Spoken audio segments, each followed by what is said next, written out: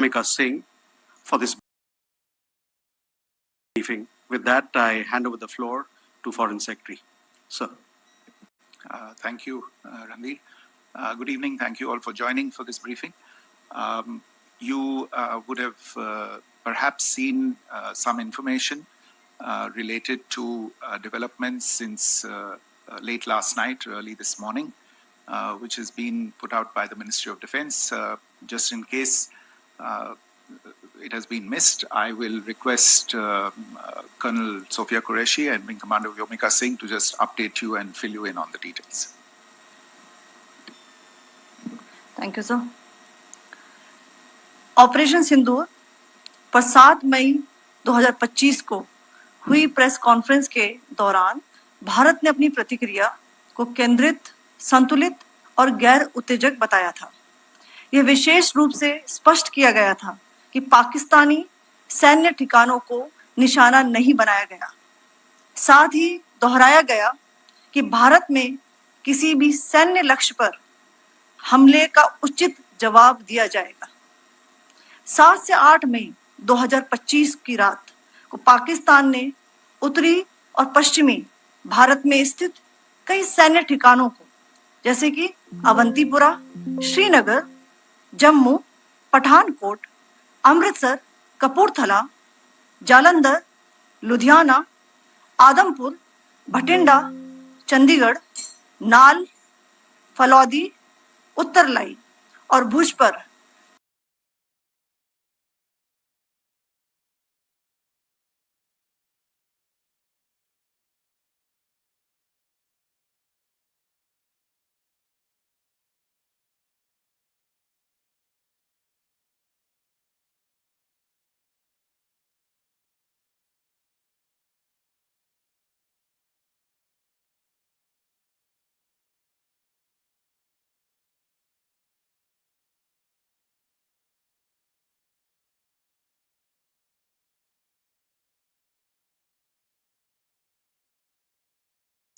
The debris of these attacks is now being recovered from a number of locations that prove the Pakistani attacks.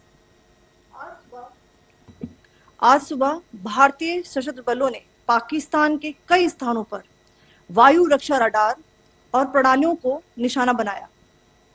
Bharat की प्रतिक्रिया समान क्षेत्र में समान तीव्रता के साथ की गई।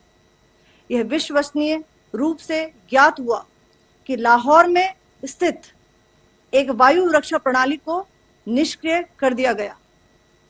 Today morning, Indian Armed Forces targeted air defense radars and systems at a number of locations in Pakistan. Indian response has been in the same domain with the same intensity as Pakistan. It has been reliably learnt that an air defense system at Lahore has been neutralized. Pakistan ने नियंत्रण रेखा पर आकरण गोलीबारी की तीव्रता बढ़ा दी है, जिसमें कुपवाड़ा, बारामूला, उरी, पुंछ, मेंढर और राजौरी क्षेत्रों में मोर्टार और भारी तोपखाने का इस्तेमाल किया जा रहा है। Pakistan has increased the intensity of its unprovoked firing across the line of control using mortar and heavy calibre artilleries in areas in Kupwara, Baramulla, Uri, Poonch, Mendhar and Rajouri sectors in Jammu and Kashmir. 16 innocent lives have been lost, including 3 women and 5 children, due to the Pakistani firing. Here too, India was compelled to respond to bring mortar and artillery fire from Pakistan to a halt.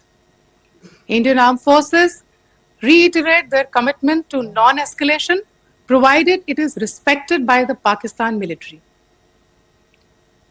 Jai Hind.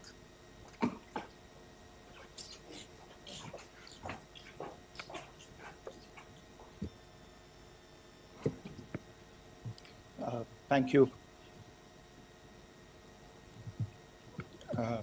Friends, this is, as I said, further to the briefing that was provided yesterday and some of the updates that have been just provided by Colonel Qureshi and Wing Commander Singh.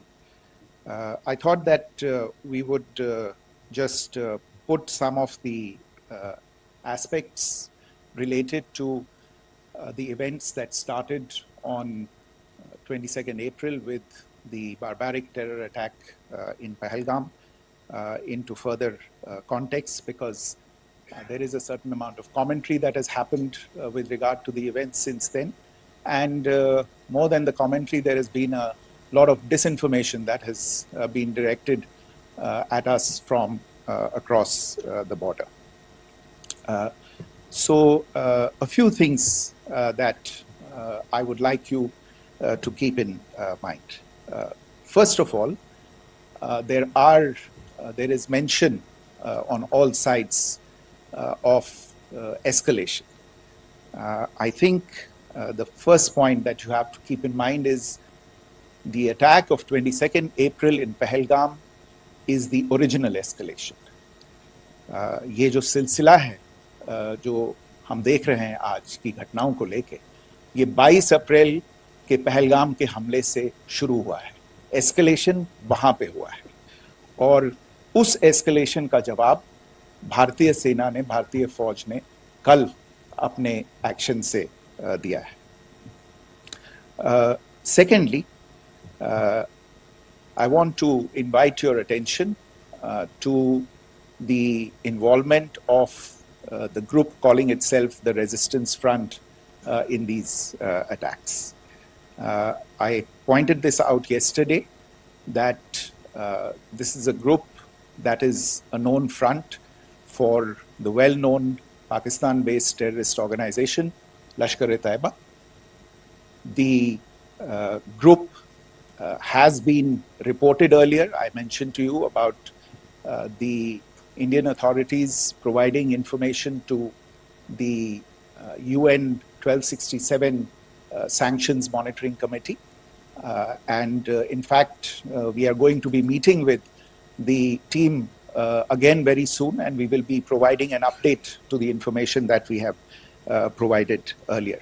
But what is interesting, दिलचस्प बात यह है कि संयुक्त राष्ट्र की सुरक्षा समिति में जब पहलगाम के हमले को लेके एक प्रेस वक्तव्य जारी करने की बात चल रही थी, तो आप सोचिए किस देश ने टीआरएफ का, द रेजिस्टेंस फ्रंट का उसमें मेंशन किया जाना, उसको अपोज किया, पाकिस्तान ने. This was after the fact that the TRF claimed responsibility for this attack not once but twice, within a few hours after the incident on the 22nd of April, and then again on the morning of 23rd April. And it is perhaps only after the full gravity of the incident was realized by its masters and handlers across the border that it was managed to back off from this claim. Obviously, that retraction doesn't convince anybody. तीसरी चीज जो मैं आपसे कहना चाह रहा था, और कर्नल कुरैशी और विंग कमांडर सिंह ने कल भी बड़े स्पष्ट शब्दों में और आज भी आपसे ये बात साझा की है. जो भारतीय रिस्पॉन्स है वो नॉन एस्केलेटरी है, प्रिसाइज है, सटीक है, मेजर्ड है और कंसिडर्ड है. Our intention has not been to escalate matters. We are only responding to the original escalation, as I said, and our response has been targeted, precise, controlled and measured. Only no military targets have been selected. Only terrorist infrastructure in Pakistan has been hit. Now, there are, as I said, a number of issues that have been raised in commentaries, and there's a lot of, as I said, unfounded disinformation and fabrication that has come from across the border. And I would just like to use this opportunity to set the record straight on some of these issues. The first of these is Pakistan trying to wash its hands off any and all involvement with terrorism. I think the Pakistani information minister said there are no terrorists in Pakistan. And I think he was challenged on that in the television program that he was appearing on. But even if I partially repeat myself from yesterday, I think Pakistan's reputation as the epicenter of global terrorism is rooted in a number of instances where concrete evidence is available, not just to India, but to governments and authorities and agencies around the world. There are several terrorist attacks around the world where Pakistani fingerprints have been found. I don't need to belabor the point with regard to this audience about where Osama bin Laden was found and who called him a martyr. Pakistan has also for decades pursued cross-border terrorism into India with impunity.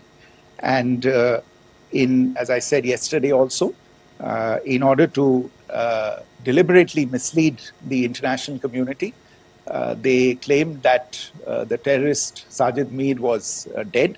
They came under pressure, and Sajid Mir was then brought back to life, arrested, and is now apparently in Pakistani custody.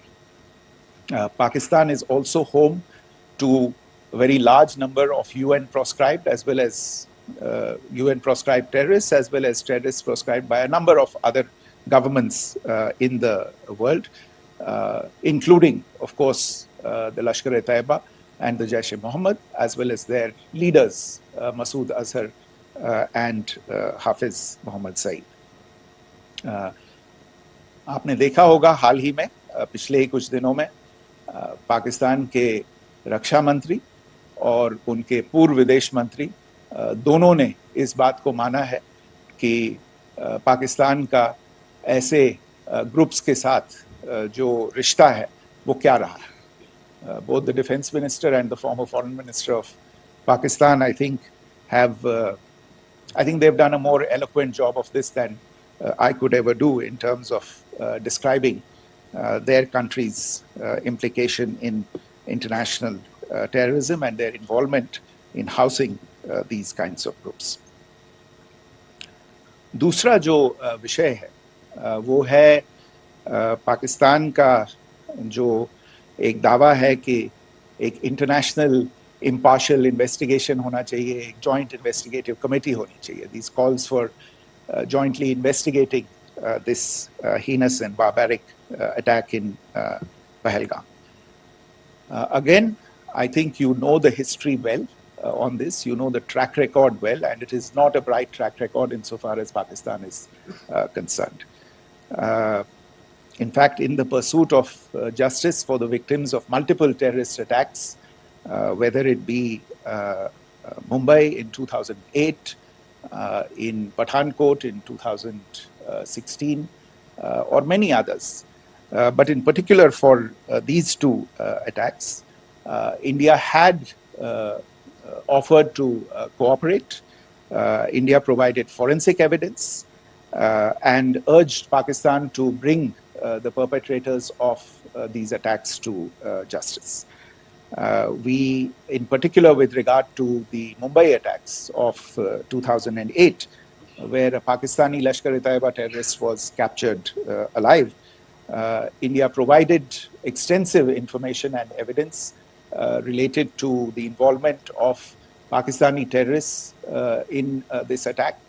Cases were registered, but you are all aware that these cases have not progressed, despite the formation of judicial teams, etc. And Pakistan has consistently stonewalled all efforts to move the investigation along.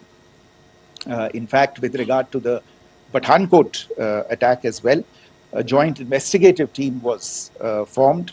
We gave access, unprecedented access, I should say, to Pakistani team to the site of the attack. Details of call records data, and DNA, etc., were shared with Pakistan. We had shared with them details related that we had been able to access to the addresses of terrorists. We presented evidence against the office bearers of Jaish-e-Mohammed who had conspired in the attack, and the handlers of the terrorists who facilitated them and guided them in. But there has been no movement on this.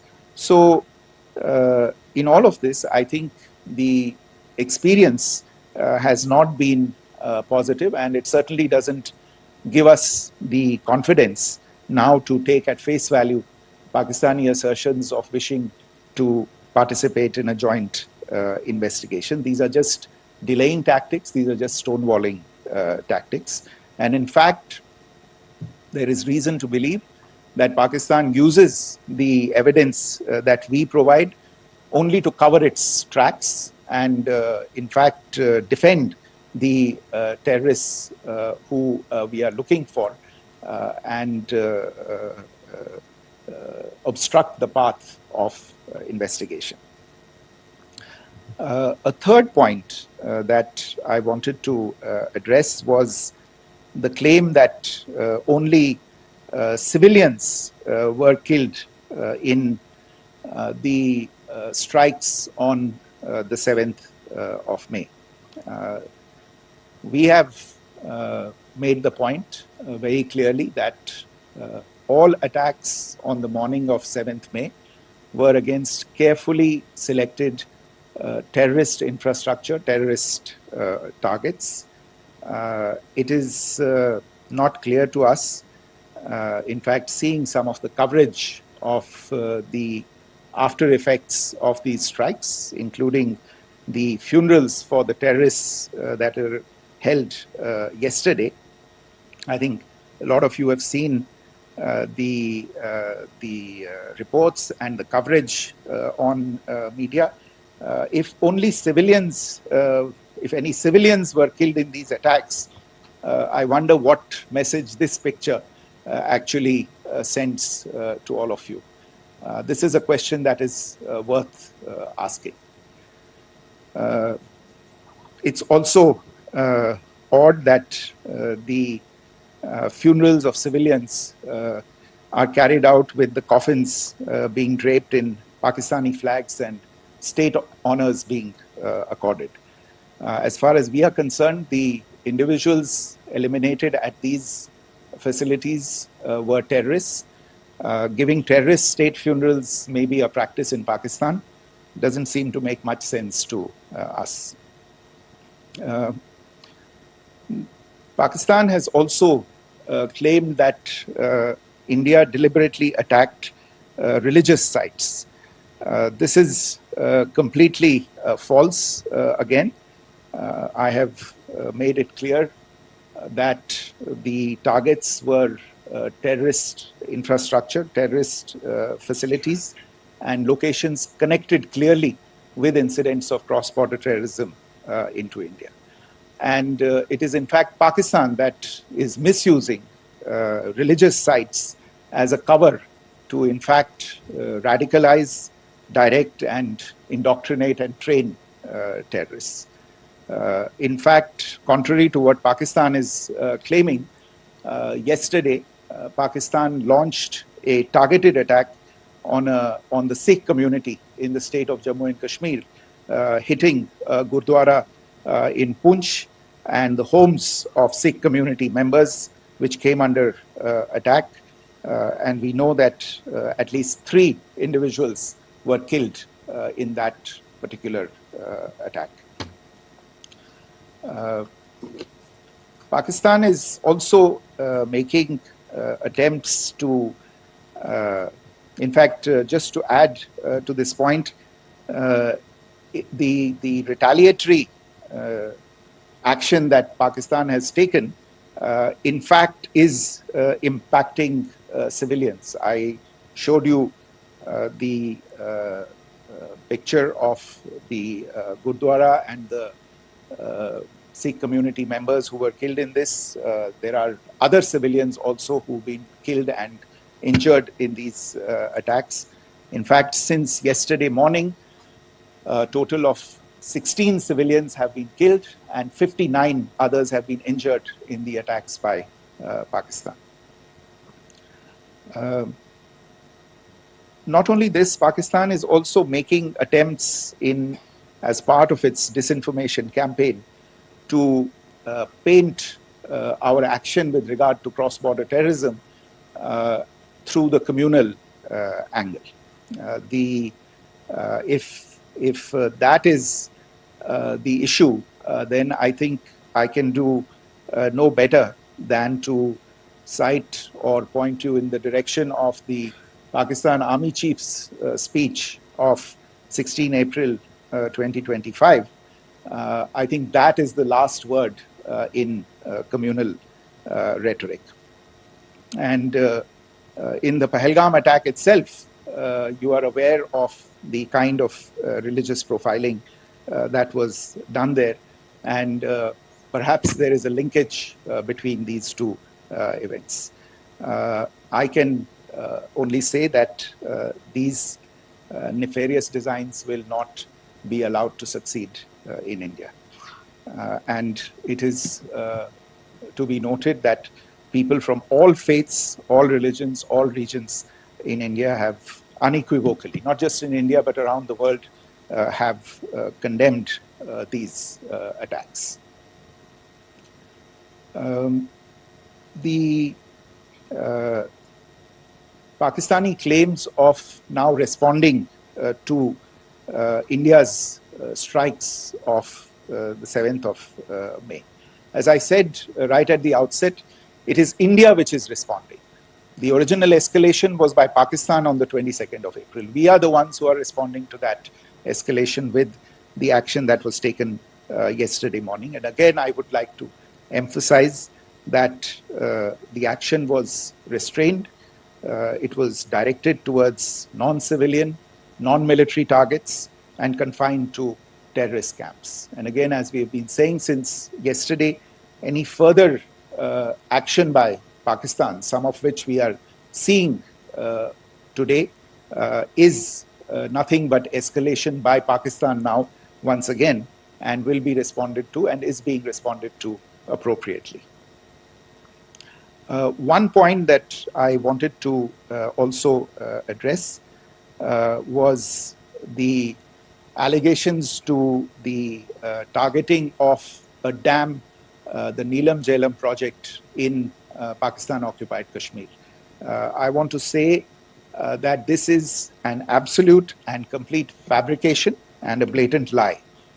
India has targeted only and only terrorist infrastructure, and the details of that terrorist infrastructure, together with the locations, were shared with you yesterday by Colonel Qureshi and Wing Commander Singh.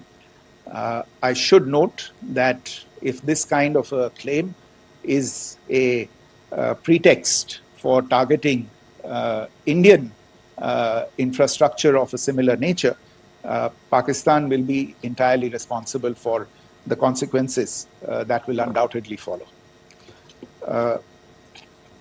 Finally, I want to address some issues that have been raised related to the Indus Waters Treaty and the disinformation that has been raised in regard to that as well. The fact is that there have been fundamental changes in the circumstances in which the Indus Waters Treaty was concluded, and they call for a reassessment of the obligations under the treaty.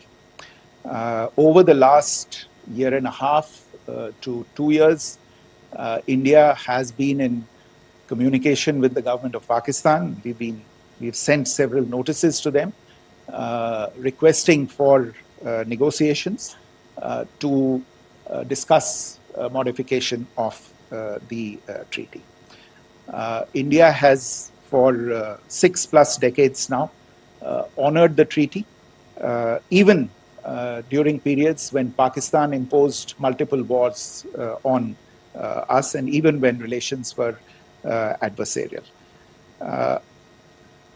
Pakistan is the one that has been acting in violation of the treaty, deliberately creating legal roadblocks in India exercising its legitimate rights on the western rivers.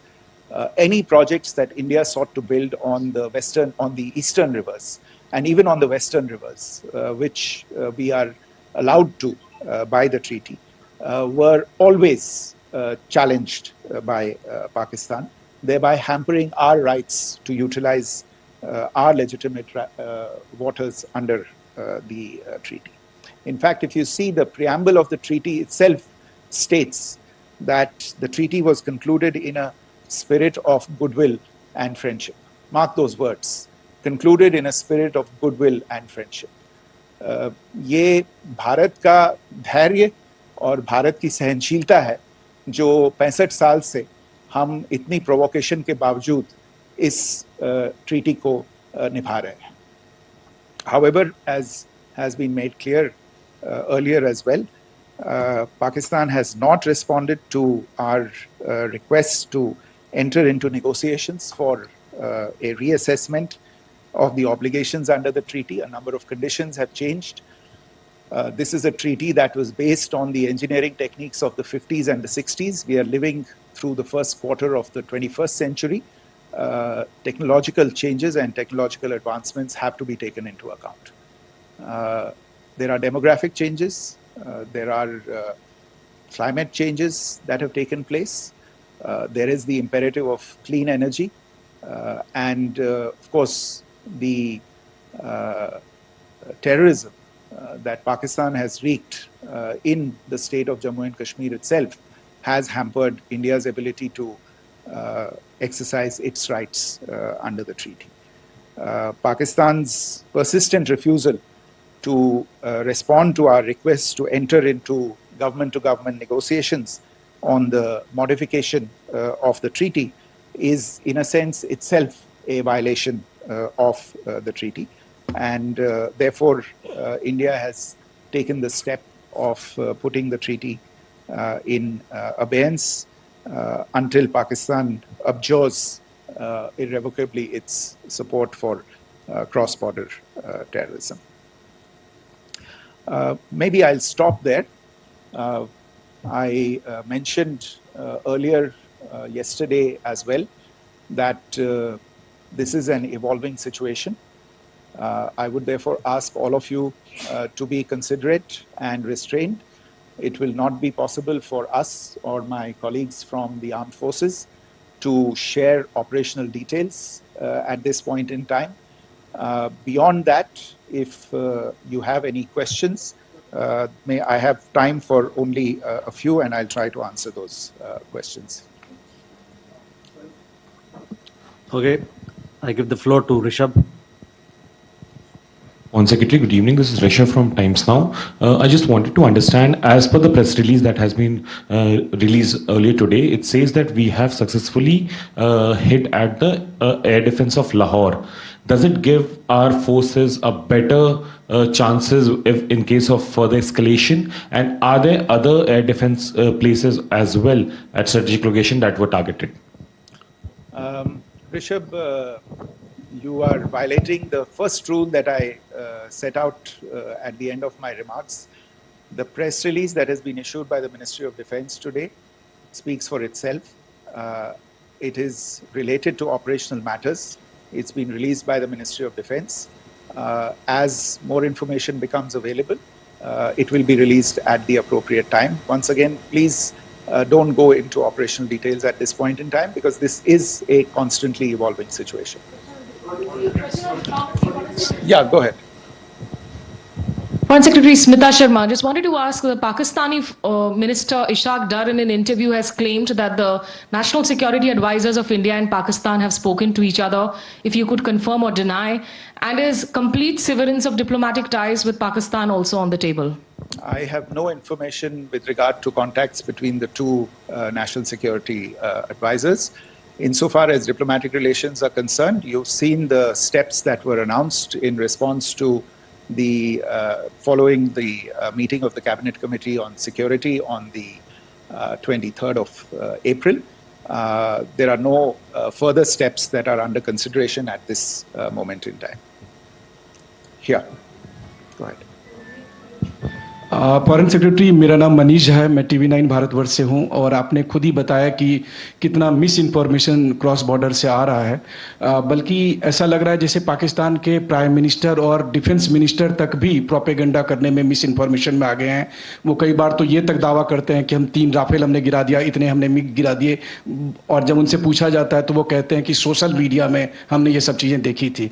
तो अगर आधिकारिक तौर पर अगर आप कुछ कह सकें इस पर, ताकि उन्हें भी समझ में आए कि इस तरह के प्रोपेगेंडा नहीं चलने वाला है। देखिए, जब सही समय होगा तो आधिकारिक तौर पे इसके बारे में सूचना दी जाएगी, लेकिन जो आपका प्रश्न है कि प्रधानमंत्री और उप प्रधानमंत्री और विदेश मंत्री, उनके रक्षा मंत्री इस तरह की बातें कर रहे हैं, तो इसमें अचरज की कोई बात नहीं है।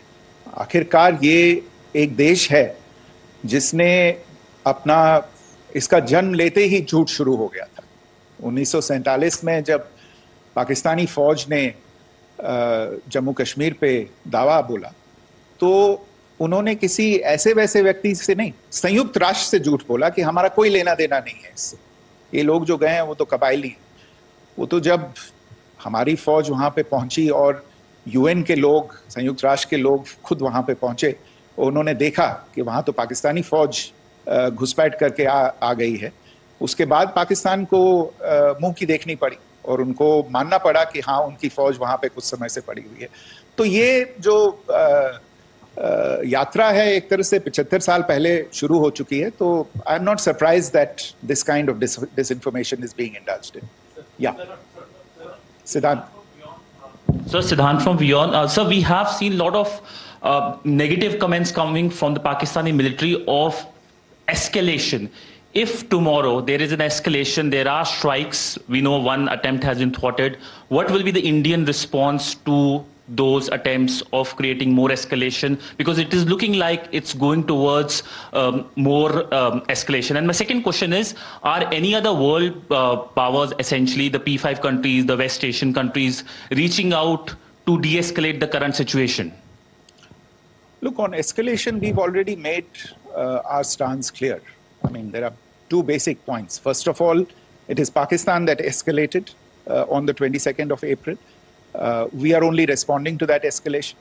And then what we have said yesterday and what my colleagues have said today, that now if there is an attempt at further escalation by Pakistan, it will be responded to in an appropriate domain. And therefore, the choice is entirely that of Pakistan to make. As to your second question, I don't think I can do better than to point you in the direction of the statements that are being made from practically every chancellery in the world and the sentiment that they are carrying. That sentiment essentially and for the major portion is support for the government of India in the context of the condemnation of the terrorist attack in Pahalgam on the 22nd of April. There is wide recognition of the government of India's right to respond to these attacks in self-defense, and of course a desire to ensure that there is not further escalation. I think these statements speak for themselves. Yeah. Sir, this is Mausami from India Today. Now, in the all-party meeting, we have learned that the defense minister has said that, in the Operation Sindoor, almost 100 terrorists were killed. Would we have any details about what is the number like, and also about if there were any big faces, masterminds, terrorist masterminds who were in fact killed? There is also a report that Masood Azhar's family's 10 members have been killed, and Rauf Asghar, who was actually the mastermind of Pulwama, he's also been badly, severely injured. I don't have information at this point in time to share with you on these issues. But as I said, I think, there is so much information out there on television, in the news media, in social media, that it sometimes looks like a long time has passed since this. Please understand that slightly over 36 hours only have passed since this operation was undertaken. Let us have some patience. Information will come out and will be shared in due time. Shruti. Thank you, Foreign Secretary. Shruti Ranjan from Bloomberg. Sir, could you give us any understanding whether India has moved the IMF or the World Bank to kind of, sensitize them about the the bailout that Pakistan has and, the kind of stuff that the Pakistan government is doing? Look, we have an executive director at the IMF. Tomorrow there is a meeting of the board of the IMF, and I'm sure that our executive director will put forward India's position. The decisions of the board are a different matter. The process through which they are made. But I think the case with regard to Pakistan should be self-evident to those people who generously open their pockets to bail out this country. And since you are from Bloomberg, I think you would have the data on how many IMF bailout programs have been, very good, thank you, have been sanctioned in the space of the last 3 decades. And I think you would also have an idea of how many of those programs have actually reached successful conclusion. Probably not many. So I think this is a decision that board members have to take by looking deep within themselves and looking at the facts. So we can, one last question, sir. Yeah. One last question. Foreign Secretary, I'm Siddhant from CNN News 18. I would like to know, since it's an opportunity to speak to you, I would like to know the response coming from United States since last 3 weeks. Saudi Arabia, Qatar. In fact, Prime Minister Modi spoke to Qatar before the strikes that evening. Perhaps how do you read the support coming from these countries? Perhaps traditionally they were seen on the other side. This time around, their statements are strong worded. In fact, India-Saudi joint statement also had a very strong condemnation, strong worded condemnation. United States at all level have condemned the attack and have extended support. In fact, Saudi Deputy Foreign Minister is in India. He just met EMS Jaishankar. Also, if you could shed some light on his visit, his meeting with EMS Jaishankar. In fact, we have also been told that he met Prime Minister Modi. Thank you. Look, all the countries that you named and many others, we have been in touch with them. The Prime Minister has spoken to a large number of world leaders. A large number of world leaders have called him, as have called the External Affairs Minister. As we speak, there are conversations going on today as well with world leaders. And your assessment or conclusion of the general tenor of these messages is very much on point. And I think this is a recognition of the fact, firstly, of the barbaric nature, the unprecedented nature and character and features of the attack in Pahalgam, and a recognition of India's right to respond to this. And also a recognition of the fact that in responding, we have been nothing but responsible and have done so in a restrained, in a measured, and in a non-escalatory manner. I think that counts for something. People have taken that into account, and that is what is explaining the kinds of reactions that we are seeing. And we appreciate the sentiments and the statements that have been made by the vast majority of world leaders. Yes, the Saudi Minister of State for Foreign Affairs is in Delhi. He had a meeting with the External Affairs Minister earlier today. I don't have further details at this moment, but if there are details, the ministry will share them at some point with you. Thank you. I think that's all we have time for today. We'll join you again soon. Thank you all. Thank you.